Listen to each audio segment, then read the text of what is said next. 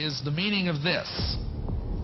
And this is a very mysterious symbol, which, you know, you've heard all sorts of explanations for it, but I'm going to give you the Masonic Illuminati inner meaning of what this means tonight. And it's going to probably gross you out and astonish you, and I apologize in advance for that. But this is what it means. Crowley reveals the secret behind the all-seeing eye symbol in one of his books, the Book of Thoth, which is a very advanced manual on tarot card readings. And this is the eye of Lucifer.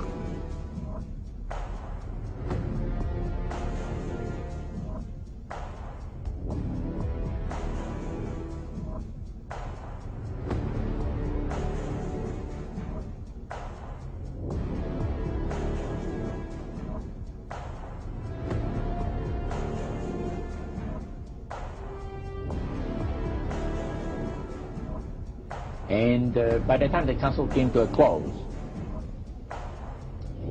they had three major policies that were going to be followed. First, they were to see to it that humans would be made to believe that Satan and his angels do not really exist.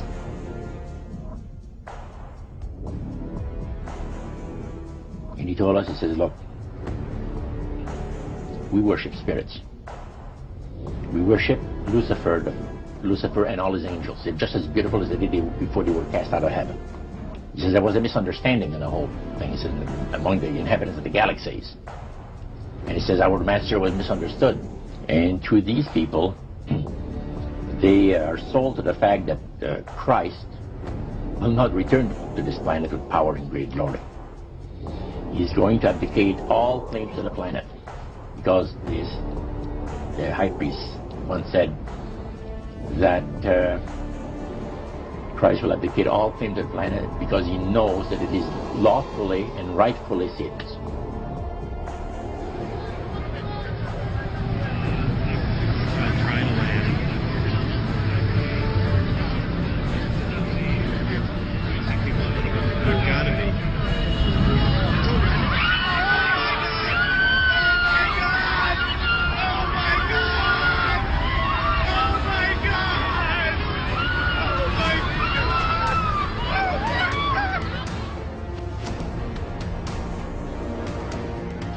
Says the mystery of iniquity doth already work. Only he who now hindereth will hinder until he be taken out of the way. And then shall the wicked one be revealed, whose coming is after the working of Satan, with all power and signs and lying wonders. Where is this guy coming from? From out of the Abusa. So he's not just some political leader that happens to be kind of gifted. No, this guy is empowered by Satan himself.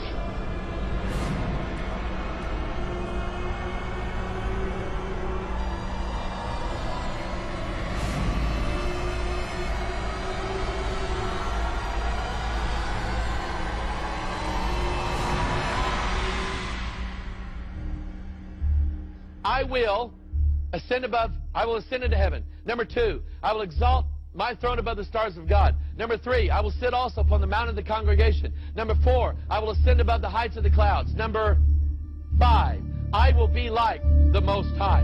That is Lucifer's 5-point plan of what he said he's going to do. And notice, how many points do we have on this star? He said this, the pentagram, quote, has one use only.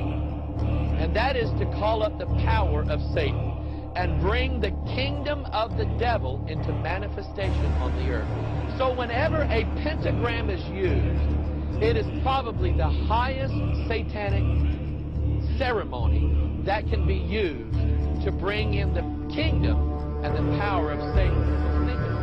He said, go to the word for 666.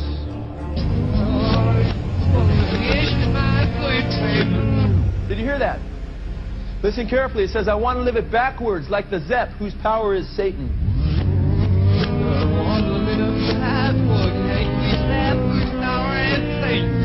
Did you hear that? Then it says, he will give you 666.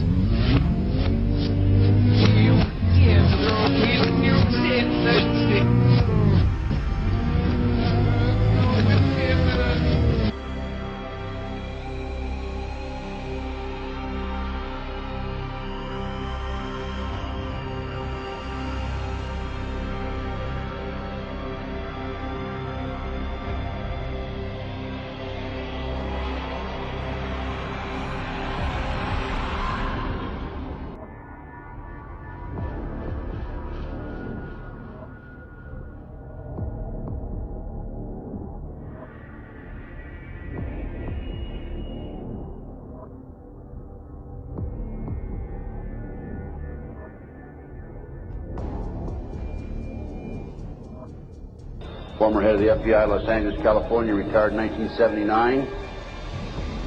A gentleman came up and gave me a book. He said, Ted, in fact, that lecture was specifically on the McDonald case. Ted, here's what it's all about. Take this book and read it. And this is the book, folks. It's called Pawns in the Game. In 1776, Weishaupt organized the Illuminati to put the plot into execution. The word Illuminati is derived from Lucifer and means holders of the light.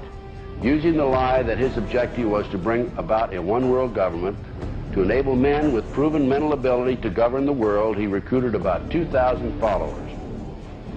These included the most intelligent men in the field of arts and letters, education, the sciences, finance, and industry. He then established lodges of the Grand Orient to be their secret headquarters. Weishaupt's revised plan required his Illuminati to do the following things to help them accomplish their purpose. 1. Use monetary and sex bribery to obtain control of people already occupying positions in high places in the various levels of all governments and other fields of human endeavor. Once an influential person had fallen for the lies, deceits, and temptations of the Illuminati, they were to be held in bondage by application of political and other forms of blackmail and threats of financial ruin, public exposure, and physical harm, and even death to themselves and their loved ones.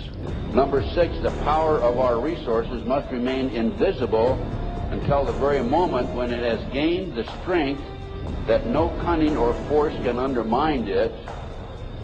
And if you will notice, it's been a very few people know about the Illuminati, so they have maintained their invisibility until most recently. Number 7, advocated mob psychology to obtain control of the masses. Number 8, use alcohol, drugs, moral corruption, and all forms of vice to systematically corrupt the youth of the nation.